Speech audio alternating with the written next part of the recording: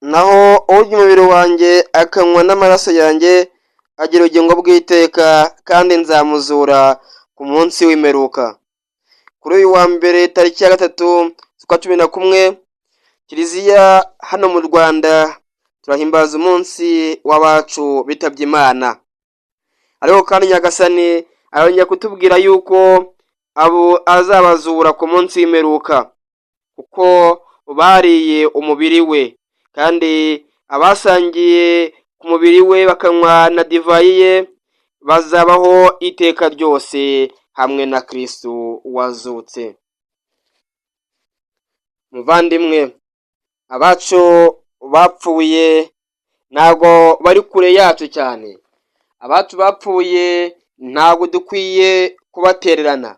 Abacu bapfuye ntago dukwiye kubata ishyanga, ahubwo uyu ni umwanya kugira ngo tubasabire, kugira ngo isengesho ryose utura kuri uyu munsi riturirwe ubuzima bwabo, riturirwe igitambo gitagatifu baturiwe igihe bari hano ku isi, turirwe wa mwanya bafashe wo guhabwa batisimu. Twongere twibuke ya batisimu bahawe, twibuke kandi na Eucharistia bahajwe, bariye bakarya umubiri wa Yezu Kristo. Maze kuva icyo gihe nkuko Yezu abivuga ati urya umubiri wanjye kandi akanywa amaraso yanjye angumamo nanjye nkamugumamo.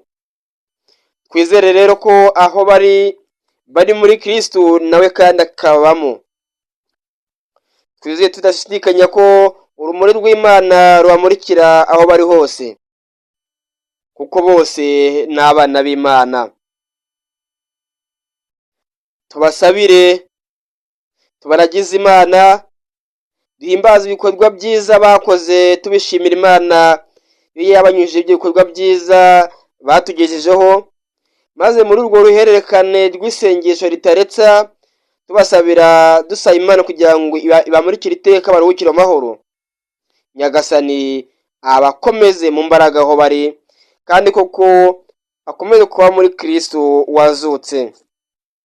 Nkuko Yezu abivuga ati mbese nk'uko Data wantumye ariho, nanjye nkabaho ku bwa Data, bityo undya nawe azabaho ku bwanjye. Mu bacu bose bapfuye harimo abari barahawe Eucharistia, bahajijwe, bariye Kristo.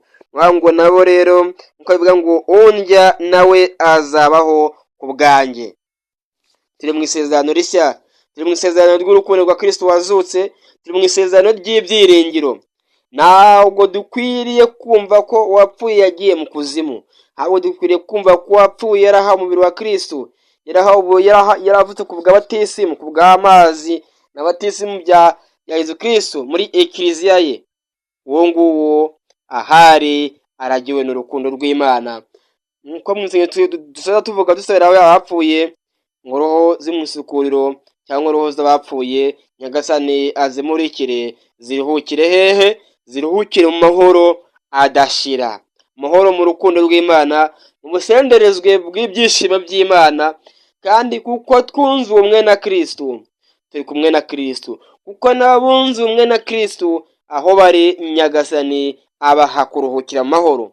Bityo amahoro ya Kristo agasendera imitima yacu, agakomeza roho zabo, maze kuva icyo gihe tukaronka inema ntagatifuza za Kristo wazutse, tuzibarongera kugira ngo Nyagasani abakomeze mu mbaraga, kandi abazahure abagire abatagatifujwe bo mu miryango yose ya Isiraheli.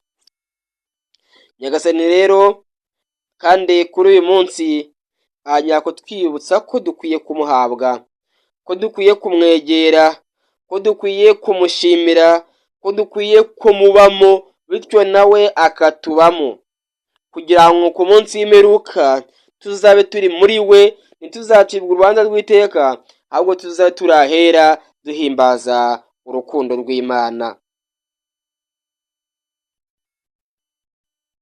Iyo uwacu yitabye Imana, akenshi umuntu yabegereye akora ikimenyetso cy'umusaraba. Hari benshi batabizi, ariko kiriya kimenyetso ukora cy'umusaraba no ni iki? Ntabwo ari icyawe. Ugikora mu izina ry'Imana Data, mu izina ry'Imana Mwana, mu izina ry'Imana Roho Mutagatifu, ugikora kuri wowe ariko imbere y'uwapfuye cyangwa ukakimukoreraho nk'uwapfuye. Kiriya ni ikimenyetso ko we ubwe yemeraga Kristo, ko we ubwe nawe yazukanye na Kristo, ko we ubwe ari mu rugendo. Bityo uwo musaraba ukoze ukongera ko yakoze bikamubera imbarutso y'urugendo usanga Nyagasani. Akaba ari za ntambwe zigenda zungikirana mu kumusabira umugisha, kugira ngo roho ye itakisabira, itakivuga, itagikora, Nyagasani ayirengere. Uko we yageze ahacecekerwa, yageze aho atazongera kuvuga, aho atazongera gukora, ariko Nyagasani we yamukoraho kandi akamuzahura, akaruhukira amahoro asingiza ububasha bw'Imana ishobora byose.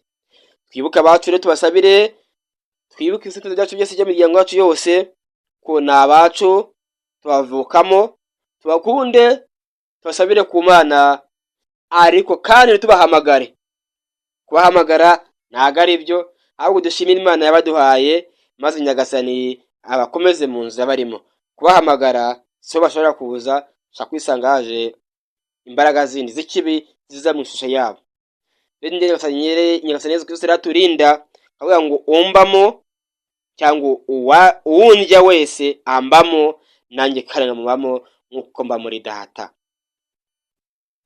Ndabashimira uyu munsi ubere umunsi mwiza, umunsi wo kwibuka amateka y'ababyeyi bacu, y'abavandimwe bacu, inshuti zacu, umunsi wo kujya kumva z'abacu bapfuye, kugira ngo dushyiraho za ndabyo, kugira ngo tukorere iryo sengesho, kandi Nyagasani abagirire impuhwe, abatuza heza, mwiruko ridashira. Amen.